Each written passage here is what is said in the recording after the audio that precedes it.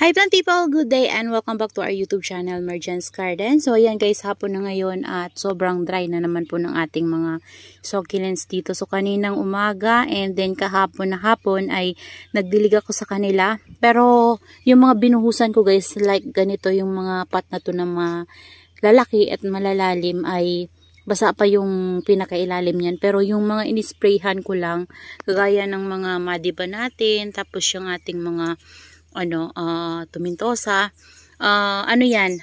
spray lang yung ginawa ko dyan guys, kaya tuyo yan sa ilalim. Ayan, pati yung ating jade, ayan, tuyong-tuyo sila guys.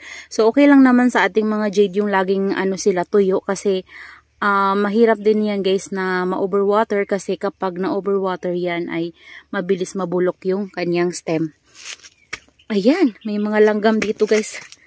May mga langgam dito guys, may namatay na palaka pala. Kaya pala. Ayan, so kanina guys ay nagripat ako and niripat ko dito sa pot na to. Yung square pot natin, inayos ko siya guys. So pahaba tong square pot na to guys. So inayos ko siya kasi pumangit na siya guys. And naisipan ko siyang ayusin and nilagay ko dyan yung ating mga moonstone. Ayan. So, ayan sila guys. So, niripat ko sila dyan. Pinagsama-sama ko lahat ng moonstone ko dyan. Ayan. Kung mapapansin nyo, dito pa ako guys nag-ayos niya, no? Ayan, no? Marami pang mga dry leaves. Tinanggal ko tapos, ayan. Para magkaroon tayo ng vacant. Pinagsama-sama ko sila sa isang pot. And then, kanina guys, pati yung ating mga marble gold ay niripat ko sila guys. Bali, same pot pa rin, pero pinalitan ko yung soil mix nila. So, ayan, nagdagdag din ako ng soil mix sa kanila guys. So, yung soil mix nila ay tinanggal ko yung dati. Tapos yung natira nila, dinagdagan ko ng panibagong soil mix. So, nagpalit tayo ng potting mix sa kanila. Pero yung pinakapuno nila guys, kasi maraming root, hindi ko na yun guys tinanggal. Bali, dinagdagan na lang natin ng potting mix. Yan. So, ayan sila. Yung mga dating toppings nila guys ay tinanggal ko, tapos ayan, binalik ko lang din. Ayan. So, lahat sila may toppings. Tapos, nandito yung isa. Ayan. So, nilagyan ko sila ng DE powder tsaka ng Furadan, kasi napapansin ko guys, yung isa dito mayroon siyang mealybugs. Ito yun siya guys. So mayroon siyang mealybugs diyan sa top. So nung nilagyan ko siya ng DE powder sa top, binabaran ko siya guys nang wala yung mealybugs. So namatay yung mealybugs. And buti na lang guys, naisipan ko silang iripat, kasi matagal na nga to nakatanim sa pot na yan. Simula nang maitanim ko sila ay hindi ko pa sila nariripat. Ginawa ko ay inaprot ko to guys. Yan. And napakarami nitong roots. Super healthy niya guys. As in, buo ko to nakuha dito sa pot na to. So ginawa ko, tinanggalan ko siya ng potting mix niya. Tapos sa pinakapuno niya guys, ang daming mealybugs. So pinatay ko yung mealybugs. Tapos binudburan ko siya ng DE powder. Tapos naglagay din ako ng DE powder and Furadan sa kanyang potting mix para mamatay yung kung may matira man dyan guys na mealybugs or may pumuntang ants, hindi sila magtatagal dyan. So, aalis yung ants. Ayan. So, yung ants lang naman guys yung nagdadala ng mealybugs sa ating mga succulents. So, ayan sobrang tuyo nila guys. And magre-rearrange ako mamaya.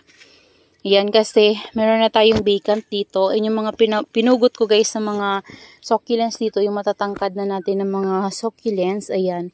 Ito, binigyan ko na to ng water kasi kulubot na siya. So, kailangan siguro dami-damihan ko yung water kasi sobra na siyang wrinkled. Ayan. Yung to guys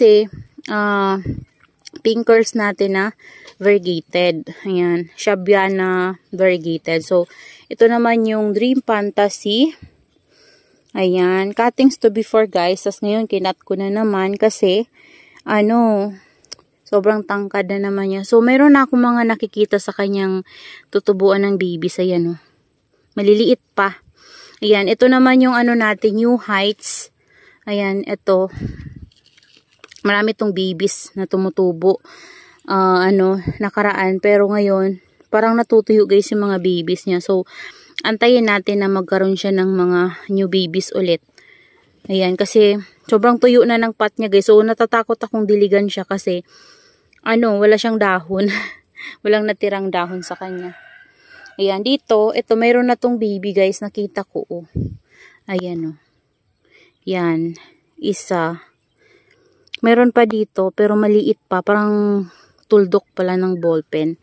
Ayan, dito, meron na rin to guys. Ayan, hindi ko pa sila dinidilig kasi baka marat nga. Ayan. So, mas okay talaga guys na gamitin yung fungicide panglagay sa top compare sa cinnamon. Pansin ko guys, kasi pag naglagay ako ng cinnamon guys, nangyayari guys minsan parang pag nag-moist yung pinagkata natin guys, dumidiretso siya pa ilalim. So, parang umaabante siya. So, kapag fungicide, yung nilagay ko, as in, natutuyo talaga siya guys. O, parang na-absorb ng fungicide yung water kapag nag-water siya. Tapos, tutuyo na siya guys. So, siguro dahil din sa weather natin ngayon na sobrang init.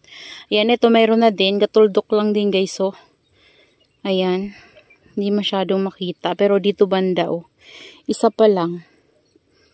Ayan.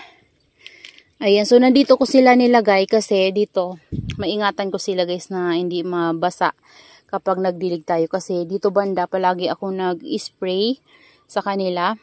Ayan. Pinapaliguan ko yan sila guys kasi sobrang init. Palaging dry sila kasi sobrang init nga. Ayan. At wala silang dyan guys, net. So, dito lang yung may net. Ayan, baka kasi ma-sunburn din sila.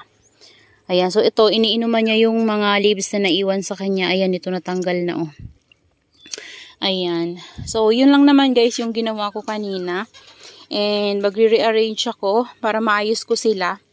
Ayan, and maganda naman sila ulit tingnan. So, that's all for today's video guys. And I hope you enjoy watching and see you on my next vlog. Happy gardening everyone! Bye-bye!